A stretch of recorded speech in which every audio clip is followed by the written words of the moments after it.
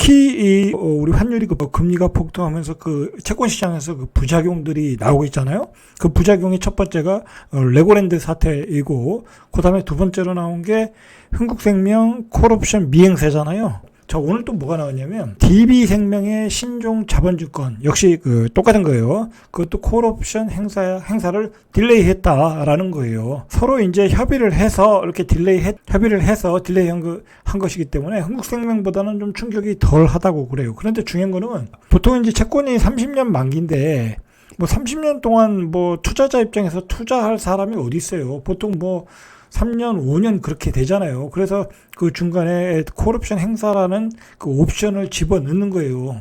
그러니까 만약에 그걸 약속을 안 지켰다라는 얘기는 그 회사의 유동성에 문제가 있다라고 투자자 입장에서는 생각할 수 있는 거죠. 외국인 입장에서. 외국인이 우리나라의 보험회사의 어떤 자금사항, 영업사항까지 다 할 수는 없잖아요. 무조건 약속을 안 지키면, 저 회사는 문제가 있구나. 그렇게 생각을 해서 외국인들의 신뢰가 떨어진다는 거야. 그래서 이게 지금 우리나라 금융당국에서도 아주 촉각을 세우고 대책을 지금 마련하고 있어요. 일단은 지금 보험사에서 터지고, 또 증권사에서도 터질 수도 있잖아요. 그죠? 증권사에서 터질 수 있는 거예요. 예를 들어서. 그리고 기업들도 터질 수 있는 거예요. 자, 이게 또 근본적인 문제가 보니까 한 3년 전, 5년 전에 발행했으면 환율이 1,200원 이하에서 발행했을 거란 말이야. 그러면 예를 들어 5천억이면 5천억에 발행했는데 지금은 원금이 6천억, 7천억이 됐을 가능성이 높아요.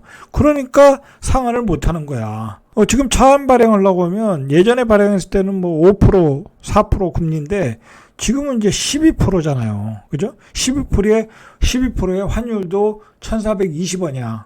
그러니까 엄청나게 자기 자본이 들어가다 보니까 이거 참 만기일에 콜옵션 행사를 못하는 상황이 벌어지고 있는 거야.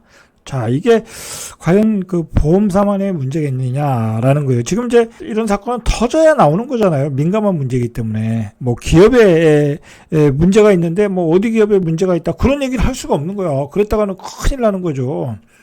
우리 기업들이 이 외화채 발행을 못할 수도 있다. 은행들이 외화채 발행을 못할 수도 있다.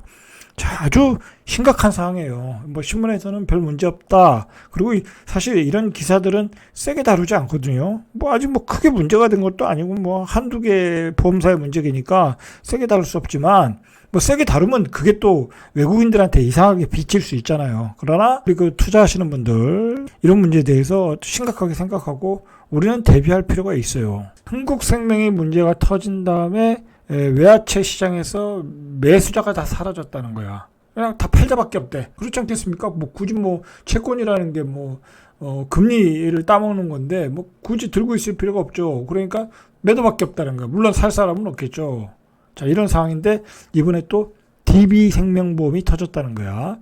자, 4일 금융권에 따르면 DB생명보험이 오늘 13일로 예정됐던 300억 얼마 되지도 않아요.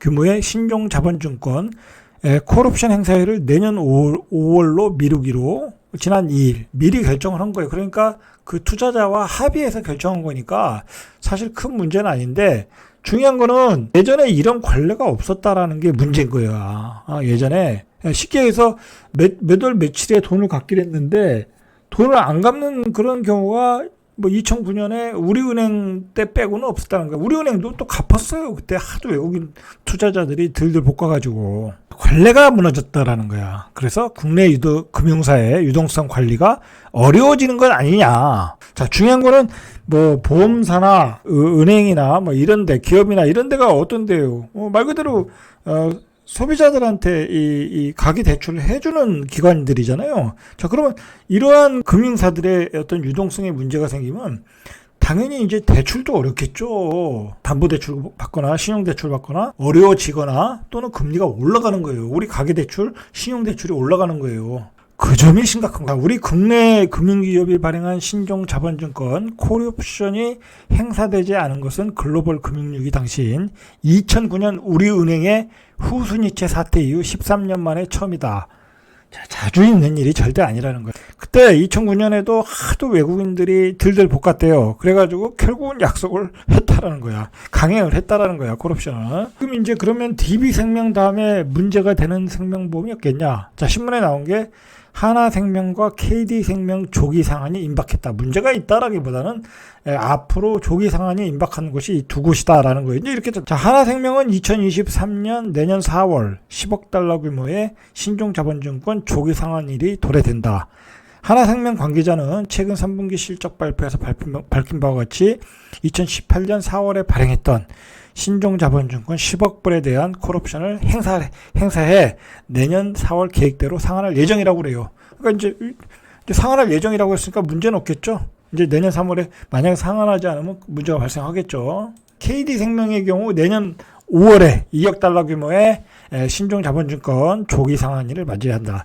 경기 불황에 따른 보험 해제, 그 다음에 은행 저축은행으로 어떤 자금 쏠림. 자, 그래서 이제 일단 보험사에서 문제가 터졌다라고 보시면 됩니다. 연준에서 이제 자이언트 스텝을 한 이유, 그 다음에 미국의 어떤 경기 침체 상황, 경기 불황, 경기 침체에 대한 우려로 지금 미국에서 어떤 현상이 일어나고 있냐면 장단기 금리가 역전되고 있어요. 보통은 이제 단기 금리보다 장기 금리가 비싸겠죠. 왜냐하면 리스크가 더 많은 게 더 비싼 거니까. 단기보다 장기가 더 리스크가 많은 거잖아요. 그렇지 않겠습니까? 저 기업에다 돈을 빌려주는데 5년 빌려주는 것보다 10년 빌려주는 게 리스크가 크잖아요. 그러니까 장기 금리가 더 비싼 거예요. 그런데 요즘 앞으로 경기가 안 좋아질 것이다라고 하니까 단기보다 장기가 더 싸졌다는 거야.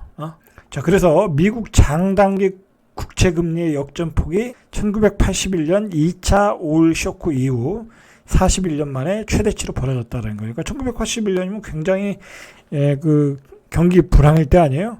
경기 불황일 때 항상 그 장단기 금리의 역전폭이 벌어지는 거예요. 이달 미국 2년물과 10년물 국채금리가 2년물이 4.71, 그 다음에 10년물이 4.14. 장기금리가 더 싸죠. 단기금리보다. 이렇게 2년물의 상승폭이 더 커졌고 장단기 금리의 폭이 커졌다. 1981년 차 오일 쇼크 이후에 41년 만에 최대치로 벌어졌다. 자, 그만큼 지금 굉장한 경기 침체라는 거야. 이에 따라 장단기 금리 차가 마이너스 57bp까지 확대됐다. 2007년 미국발 금융위기 직전에 마이너스 11bp, 5배나 크다는 거야. 5배나. 심각하죠. 여러분, 경기 침체라는 걸 그냥 막연하게 생각하면 안 돼. 그냥 기업이 부도난다. 기업이 구조조정한다. 그리고 사람들이 소비를 안 한다. 아주 심각한 상황으로 가는 거예요. 회사채가 부도나고 뭐 차안 발행이 안 되고 그러잖아요. 근데 우리는 이러한 그 어떤 경기 침체 들어가기 전에 이미 금융위기의 그 어떤 징후들이 보이기 시작했다는 거야. 만기가 됐는데 돈을 안 갚는 게 징후라고 볼 수 있잖아요. 그죠? 장단기 금리가 역전되고 경기 침체가 오면 어떻게 된다고 그랬어요? 기업이 구조조정을 해야 된다고 그러잖아요. 그죠? 오늘 딱 나왔잖아요. 아마존, 애플, 이 빅테크 기업들, 뭐 그냥 세계적인 빅테크 기업들이 성장 한계에 부딪혔잖아요. 그냥 주식이 레벨 다운하잖아. 뭐 경기 앞으로 미래 실적이 안 좋다고 하면 마이너스 20 몇 조 달러씩 날라갔잖아요. 그죠? 요즘 미국 주식이 그래요. 그래서 요즘 이 미국의 빅테크 애플 빼고는 애플도 어떻게 될지 몰라. 내가 보기에는 뭐 아마존, 뭐 구글, 메타 다 그냥 주식이 그냥 그 레벨 다운하잖아요. 그냥 어느 날 실적이 안 좋다면 20%씩 빠진다니까. 자, 그게 이제 성장 한계에 부딪혔고 때 맞춰서 이제 기업들이 안 되겠다 더 이상은 그래가지고 채용을 멈추거나 구조조정을 하겠다라는 걸 발표했어요. 세계 최대 전자상거래업체 아마존이 3일 회사 직원들에게 공지를 보내 모든 부분에서 채용을 중단하겠다.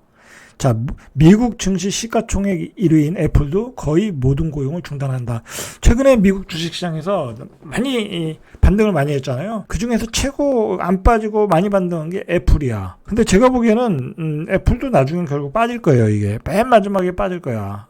뭐 경기 침체를 어떻게 애플도 어쩔 수가 없는 거죠. 조심해야 돼. 애플도 내가 보기에는 뭐 여기서 애플은 가니까 앞으로 애플 사야 된다 그러면 걸려드는 거예요. 미래는 경기 침체가 오고 빅테크 기업들은 사람을 자르고 구조조정하고 자, 이 상황에서 75조 정도 가지고 운영하는 미국의 대형 헤지펀드 엘리엇 매니지먼트는 고객에게 보낸 사안에서 전 세계가 초인플레이션으로 치닫고 있다. 세계 2차 세계대전 이후 최악의 금융위기가 촉발될 수 있다라고 경고를 하고 있어요. 이게 요즘 미국의 그루들이 계속 강조하고 있거든요. 굉장히 안 좋다. 내년에는 굉장히 안 좋다. 뭐 이제 그게 바로 이제 구조조정으로 나타나고 있잖아요. 자, 이렇게 되면 우리 경제는 뭐 어쩔 수가 없어요. 그냥 굉장한 한파, 굉장한 빙하기, 거의 뭐 2008년 금융위기급에 달하는 어떤 금융위기가 올 수 있어요. 뭐 내년 되면 이제 대출 받으신 분들, 이제 대출 받으실 분들 10%의 금리 받으셔야 돼. 거의 IMF 상황이잖아요. IMF 때 뭐 15%, 20%였지만. 근데 지금은 막 가격이 급등한 상태에서 10%니까 그 데미지가 크다고. 뭐 그래서 지금 연끌하는 사람들 막 생활비가 없대잖아. 다 이자만 내니까. 그중에 뭘 오직하면 기사에 라면 먹고 산대잖아. 생활비가 하나도 없어가지고. 정말 그런 상황이 지금 오고 있다니까. 여러분 지금은 아주 내년에는 극도로 어려운 상황으로 가는 거야. 제가 반복해서 얘기하지만 내년에는 아주 힘든 상황으로 온다. 일자리마저 없어질 수 있죠. 지금 미국의 빅테크 기업조차도 10%, 20%씩 사람 자르고 있잖아요. 그럼 우리 기업이라고 안 할 수 있어요? 우리 기업들도 차안 발행할 기업들 많아요. 대기업들. 그거 안 되면 어떡할 거냐고. 자, 문제는 지금 보험사에서 터졌잖아. 금융권에서 터지잖아. 금융권에서 터진다는 얘기는 이제 금융권에서 빌려줄 돈이 없다라는 거잖아. 간단하게 생각을 하면. 기업들도 뭐 보험사에서 돈을 빌려줄 경우가 많을 거 아니에요. 근데 빌려줄 돈이 없는 거야. 자, 여기까지 오늘은 이상 절대값TV의 명품 PD 한 PD였습니다.